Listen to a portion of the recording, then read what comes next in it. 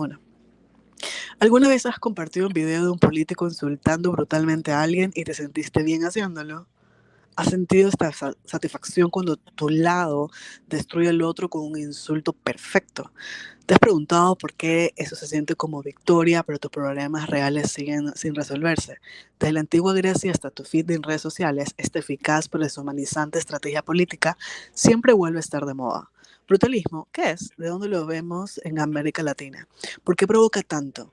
Buenos días, bienvenidos a Política en Pijama, el podcast donde tres amigas desveladas hablamos de lo que no nos dejó dormir en política, noticias y cultura pop, con una dosis de pensamiento crítico y café para despertarte, para que tú decidas qué pensar. Soy Victoria. Y María. Tómate un cafecito y siéntate a conversar con nosotros. Hoy, chicas, tengo un súper tema que realmente no, sinceramente, dejé lo que leí, no me ha dejado bien. Empecé a leer algunas cosas sobre la antigua Grecia y apareció esta persona llamada Diógenes. Este era un filósofo también que se burlaba de Platón y que de hecho lo que él hacía era poner en las plazas con una gallina básicamente y les tiraba simplemente para burlarse de él. O sea, era un tipo realmente desquiciado, porque desde ese momento les decía, por ejemplo, bípedos, y se burlaba por completo de Platón. Y porque ya hablo de estas cosas, porque desde ahí hasta el día de hoy nos suena súper parecido a lo que los políticos suelen decir. A ver, yo amo las campañas, pero algo que he visto constantemente en las últimas campañas, no sé, creo que me atrevo a decir los últimos 20 años, es que el brutalismo comunicacional y político se mueve mucho más. ¿Qué significa eso? Es cuando los políticos lo utilizan para poder hablar con crueldad sobre otra persona. Y ojo, que no es accidental, es simplemente sistemático y deliberado. O sea, hay personas que escriben estos discursos donde simplemente te disfrazan para decirte las cosas como son, para decirte que es la única persona que tiene la verdad o tiene como que los pantalones bien puestos para decirte la verdad, pero en realidad es una crueldad disfrazada con honestidad y la gente le aplaude. Así que, queridas, conversemos de esto y díganme por qué creen ustedes de que viene la moda una y otra vez y la gente sigue aplaudiéndolo. A ver, es un tema interesante a nivel de comunicación política porque hay como muchas reglas que la gente sigue cuando habla de política, especialmente cuando da opiniones o cuando es político, ¿no? Cuando es el actor político.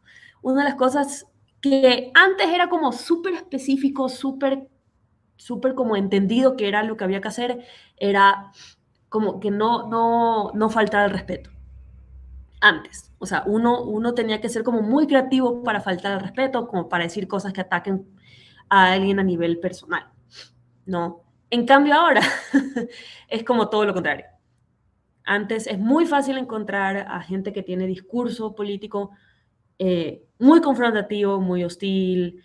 Y en el caso del brutalismo es algo súper específico porque es una tendencia a hablar sin filtro, ¿no?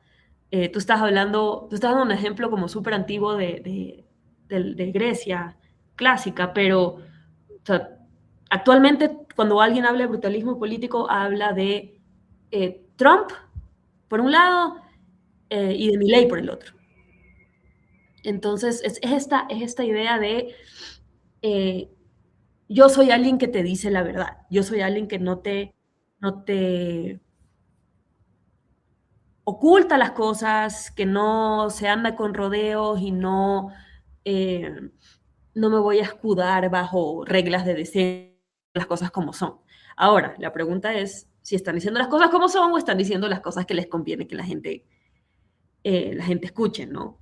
Pero es un tema complicado porque sí, en política sí hay esa dicotomía, ¿no? De ser alguien muy honesto versus pues ser alguien que ya no habla con contenido, sino únicamente con ataques. No sé, o sea, es difícil saber la diferencia a veces, porque lamentablemente la cosa está muy polarizada, muy radicalizada, entonces hay que tener como mucho tino para hacer ese análisis. Pero no sé si eso es a lo que te referías, Mauro. No, o sea, no sé si iba por ahí o por otro lado. No, sí, va así. O sea, porque la primera cosa que se escucha, como que diciéndolo ahí un poquito más en lo moderno, empieza con Castro. O sea, Castro tratando de gusanos a todas las personas que no tenían la idea con él. Ya, a esas personas que venían y Claro. decían, ¿sabes qué? No, ajá, te fuiste de la isla, eres un gusano. Pero Y hoy yo en ampliaría el Latinoamérica tienes a tema Bukele, también. por ejemplo. Y a muchos más, creo yo. O sea, yo no sabía que era brutalismo cuando Mauri lo propuso. Tuve que empezar desde cero, literal. Y realmente me pareció interesante que la etimología de brutalismo político viene del brutalismo arquitectónico post Segunda Guerra Mundial. Y es bien interesante cómo, o sea, por qué surgió el brutalismo arquitectónico, ¿verdad? Se llama brutalismo porque es concreto de bruto, ¿verdad? Que también creo que en la raíz del latín bruto viene de tosco, tonto, feo, pero sin filtros, ¿verdad? Esta cosa de soy lo que ves y ves lo que soy. Eh, Ser poco refinado, digamos. Total, total, ajá, bruto, literal. Viene de beton brut, como el concepto de concreto en crudo. Pesado también, ¿sabes? Como que todo este concepto de honestidad estructural y material, eficiente, ¿cómo se dice? Affordable, como económico, ¿verdad? Y creo que me parece interesante empezar a ver un poquito más porque hay brutalismo arquitectónico soviético y hay brutalismo arquitectónico occidental, digamos, como durante la Guerra Fría fue donde se desarrolló. Y me pareció increíble ver que también muchas veces son las referencias hacia Trump o hacia Occidente, pero creo que Putin también es uno de los expertos en menospreciar y atacar a la oposición, pues, o sea, se los mata, realmente. Y creo que no es una cuestión tanto ideológica como lo hablábamos, ¿verdad? Sino que es una estrategia política que ambos lados usan, porque como dicen ustedes, Castro también de este lado fue de los primeros en llamar gusanos y todo esto, y a la oposición. Y ya regresando un poquito más a la parte de la parte como, no sé, política, democrática y esta herencia grecorromana que tenemos, me metí a ver lo del ciclo poliviano y la anaciclosis, que es este concepto de que primero tenés una monarquía, después una tiranía, después tenés una aristocracia, después no me recuerdo cuál es la oligarquía, después tenés democracia y después tenés la oclocracia, que es o sea, de la democracia, que es the rule of the masses, digamos, se vuelve un tipo como de the rule of the mob, como de, y necesitas hoy por hoy una estrategia eficiente que te caliente la cabeza de la gente para poder manejar la política, pues, o sea, creo que es todos estos actores, independientemente de su ideología y lo que representan, están usando el brutalismo porque es eficiente. En redes sociales darle circo a la gente y darles una pelea de box más que un debate político porque es lo que más gente te va a movilizar en menos tiempo posible. Me pareció revelador todo lo que aprendí gracias a que Mauri me presentó al brutalismo. Yo ahí creo que hay, o pudiera haber, dos maneras de verlo. La primera, que es como yo lo estaba viendo, tal vez por un tema de la experiencia que tengo yo, es como una estrategia de comunicación política, ¿no? O sea, es una estrategia que utilizan los políticos para generar ciertas reacciones en el público, que es lo que tú estás diciendo al final, ¿no? O sea, necesitamos que la gente sienta ciertas cosas, piense ciertas cosas y esta estrategia te ayuda a que tu mensaje sea efectivo en ese canal. Hay otra manera de verlo, en mi opinión, que es parte de una estrategia populista, ¿no? y no me quiero meter en la parte complicada porque el populismo es algo complicado de definir académicamente, hay muchas definiciones, pero sí hay cierto consenso de que el populismo es no una ideología, pero sí tiene cierto contenido, y parte de ese contenido es precisamente esta dinámica de ellos contra nosotros, ¿no? O sea, hay esta idea de que el populista genera este enfrentamiento entre los que son de su equipo, digamos, los que son de su bando, de su grupo y el resto. Y normalmente el resto es, pues, estos grupos de poder o los grupos que se hayan definido como enemigos. Yo creo que el brutalismo entra en esa dinámica porque, ¿qué es lo que hace? Precisamente te genera hostilidad hacia cierto grupo de personas en la mayoría de los casos, ¿no? Porque estás atacando directamente a alguien, estás generando una visión, o sea, realmente negativa. O sea, no es que es como, no es que lo estás haciendo inferencia, estás implicándolo, no, estás diciendo, estás Es insultando que directamente a alguien. yo siento que no está, o sea, como que hay niveles, ¿verdad? Está la polarización, pero creo que el brutalismo es un tipo de ejecución pública. En el juicio de la opinión pública ejecutas a una persona, o sea, es intentar decir que sos estúpido, decir que sos malo, decir que sos corrupto. Es cuando ya no se atienen a las instituciones formales, sino que intentan deshacer al oponente en la opinión pública. Ya no Sí. viene nada más, no hay formalidades legales, no hay una acusación real, sino es solo insultos y ejecución pública, pues.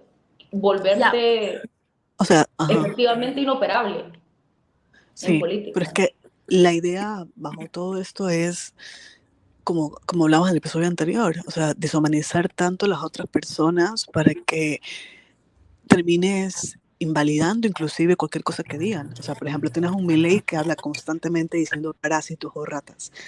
Tienes a Ortega, que dice seres malignos, les habla como plagas, bacterias, hijos de la maldad. Eh, Tanto así que cuando comienzan a tener gestiones públicas tal cuales, terminan completamente invalidando y quitando porque, ok, básicamente tus derechos no tienen sentido. Y bueno, pues, o sea, si vemos bien Ortega, Ortega desaparecido a todo aquel que piensa en las cosas contrarias a él. Y o sea, creo que todas las cosas que suceden acá es que la gente termina aplaudiendo estas formas de hablarlo, invalidando por completo lo que la gente diga. O sea, piensen también en Bukele. Bukele dice algo, la gente aplaude y es como que no importa la humillación porque es para nuestro bien, Total. cuando realmente no, y terminas en este dualismo de o conmigo o contra mí. Sí, yo creo, por eso que decís, o sea, el patrón que cuando me puse a averiguar qué era, de dónde venía y dónde se ha visto antes, ¿verdad?